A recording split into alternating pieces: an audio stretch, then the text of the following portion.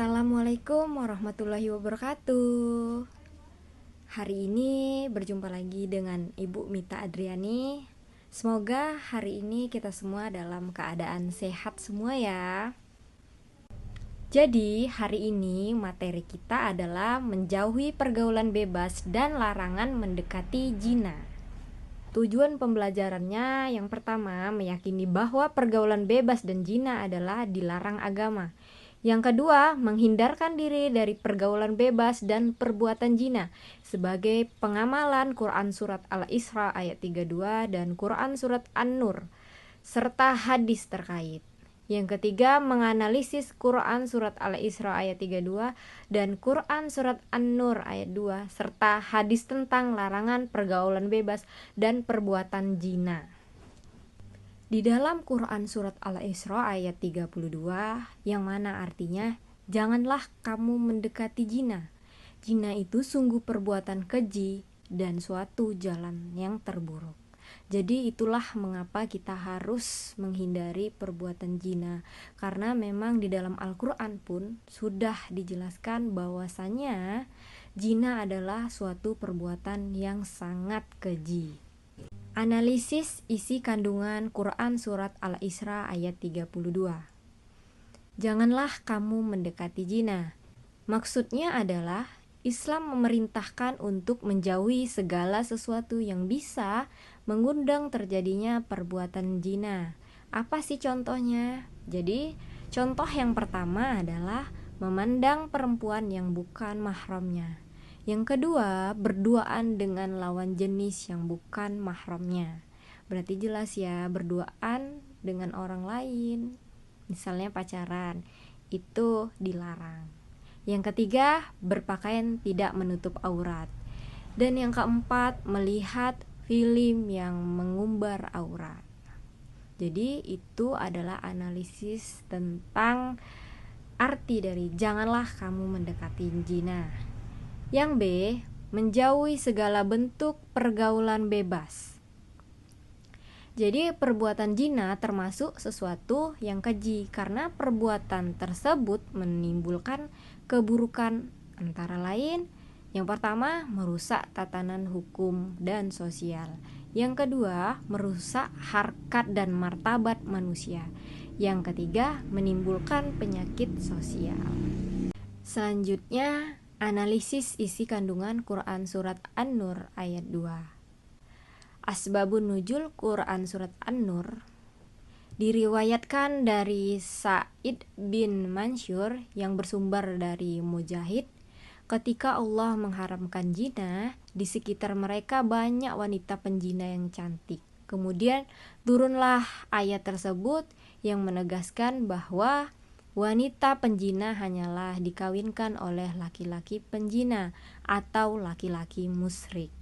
Pada Quran Surat An-Nur menegaskan tentang kejinya perbuatan zina, sehingga Allah menetapkan yang pertama, sanksi hukum dari Allah Subhanahu wa Ta'ala sangatlah berat. Yang kedua, jika perilakunya laki-laki atau perempuan yang belum menikah, maka hukumannya didera 100 kali tanpa kasihan. Yang ketiga, jika perilakunya laki-laki atau perempuan yang sudah menikah, maka hukumannya dirajam, yaitu dilempari batu setengah badan hingga meninggal. Yang keempat, pelaksanaan hukuman dilakukan di tempat umum agar diketahui banyak orang. Nah, jadi saking besarnya dosa dari orang yang melakukan perbuatan zina, maka hukumannya juga berat. Makanya jangan sekali-sekali kita membuat atau melakukan perbuatan zina, karena jangankan Allah, manusia pun sangat tidak suka jika kita melihat orang lain berbuat zina. Selanjutnya adalah pergaulan bebas. Apa sih pergaulan bebas? Jadi pergaulan bebas adalah pergaulan yang tidak mengindahkan norma agama dan norma yang berlaku di daerah setempat. Jadi orang-orang yang melakukan pergaulan bebas ini orang yang malas mengikuti aturan yang ada. baik aturan dari norma agama, baik aturan yang berlaku di daerah tempat masing-masing. Apa sih faktor penyebab pergaulan bebas dan perbuatan zina? Jadi ada faktor yang menyebabkan hal itu terjadi. Untuk faktor yang dari dalam, yang pertama lemahnya pemahaman iman dan Islam. Yang kedua, bisikan setan, pola pikir, rasa ingin tahu dan ingin mencoba. Yang ketiga, lemahnya pemahaman tentang dampak pergaulan bebas. Yang keempat, gaya hidup. Dan yang kelima, komunikasi tidak berjalan dengan baik. Dan yang kedua, untuk faktor dari luar, yang pertama adanya paham sekulerisme dan liberalisme di kalangan masyarakat. Yang kedua, lemahnya kontrol orang tua. Jadi orang tua itu sangat berpengaruh besar untuk anak-anak.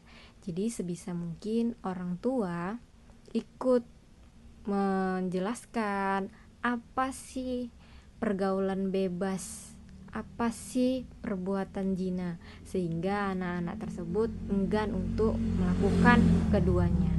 Banyak sekali dampak negatif dari pergaulan bebas dan perbuatan yang mendekati perbuatan zina.